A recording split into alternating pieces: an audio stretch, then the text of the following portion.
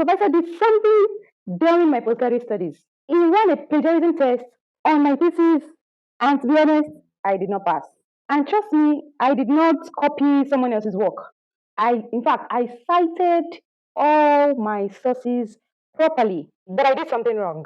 I will tell you what I did wrong in this video, and I will share with you in 3 simple steps how to avoid plagiarism in your research and your thesis writing. Hello, and welcome back to my channel. I am Dr. Mojirayo, and I help students and researchers grow in academic writing, research, and confidence presentation, no matter your field.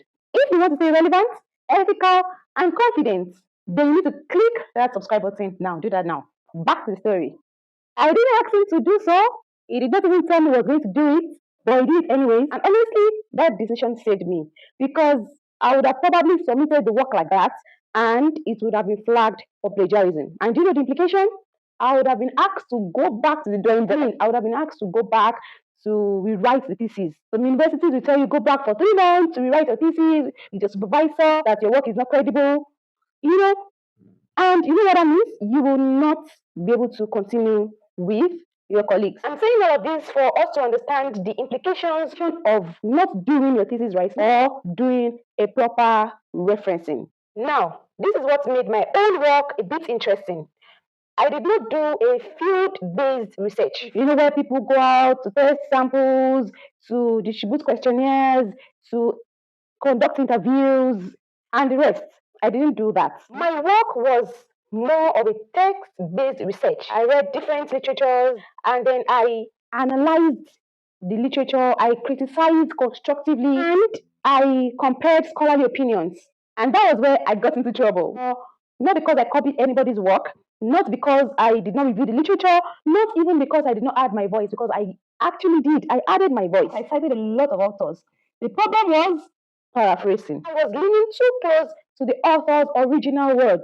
I quoted several authors using their exact words, thinking, so far I have quoted them, I have cited them, that there's not going to be any problem. But clearly, there was a problem.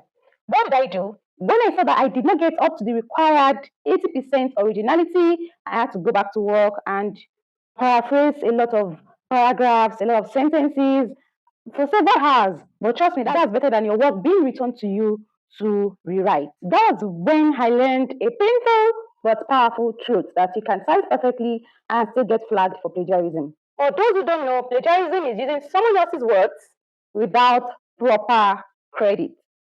There is similarity and there is originality. Some universities require 80% originality, which means the similarity index should just be 20%. So that way, 80% of your work should come from you and 20% from other authors. So if you have anything less than 80% originality, that means that you did not pass the plagiarism check. This is usually required for a PhD research work.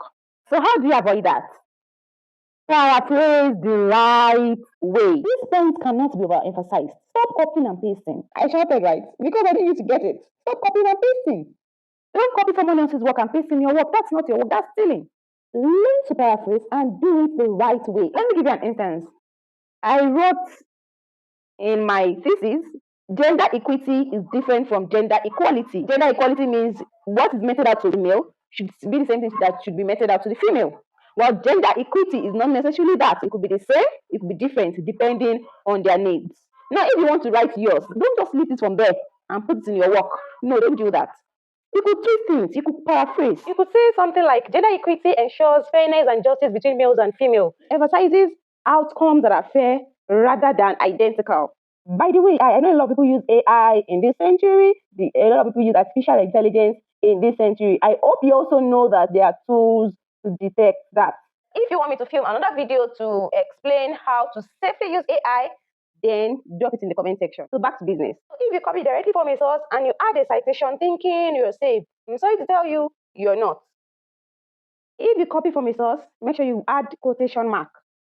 If you are doing it directly, if it is verbatim, if it's exact words, word for word, then it has to be in quotation. Now, if it is not in quotation, then you have to paraphrase. That is what you are saying. Also, you should not have several quotations, long quotes here and there in your work.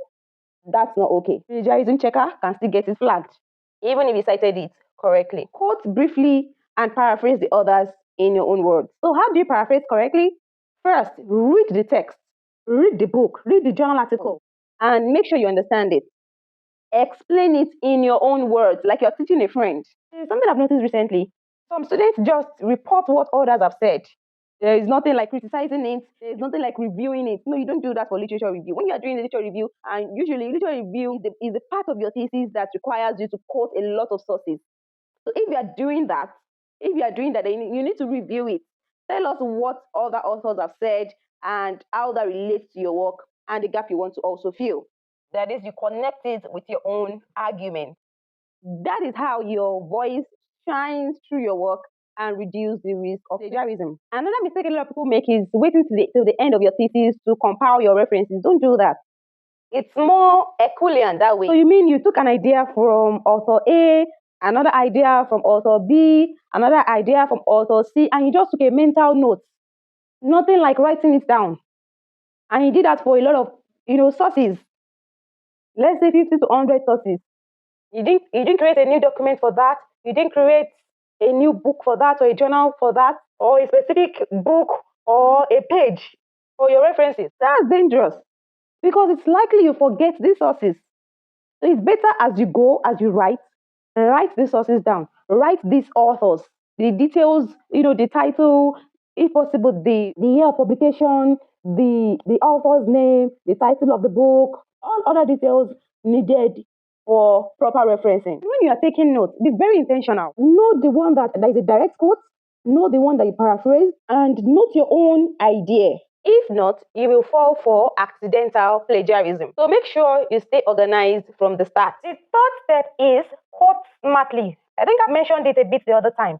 If you want to use the author's exact words, then you have to use quotation marks. Use quotation marks. And remember, don't litter your work with several quotations. So here's the formula. When you quote, use quotation marks and still cite.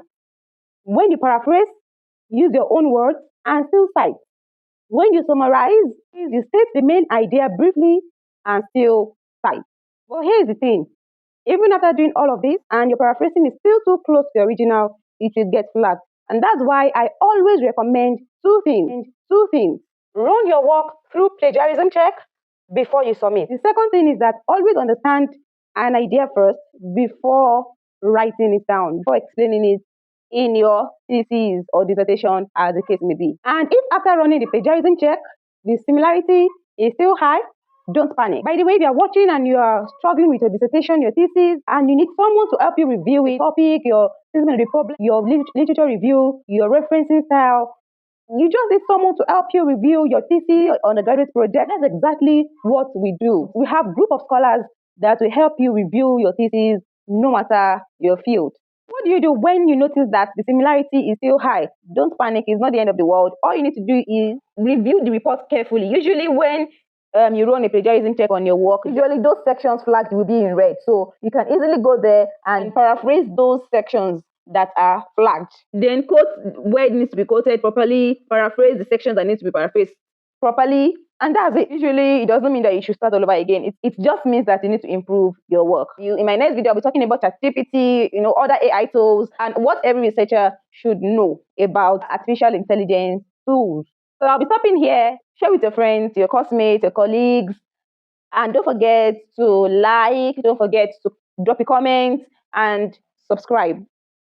Hit that subscribe button now. If you want a one-on-one coaching on biblical Greek, on research, on academic writing, how to write an academic paper and publish it in both international journals and local journals, reach out to me. Let me hold your hand and walk you through this journey step by step. Whether you're a postgraduate student or an undergraduate student, we can work together and make that journey easy for you. Send an email to learnwithdrmujirayo@gmail.com and see you next time.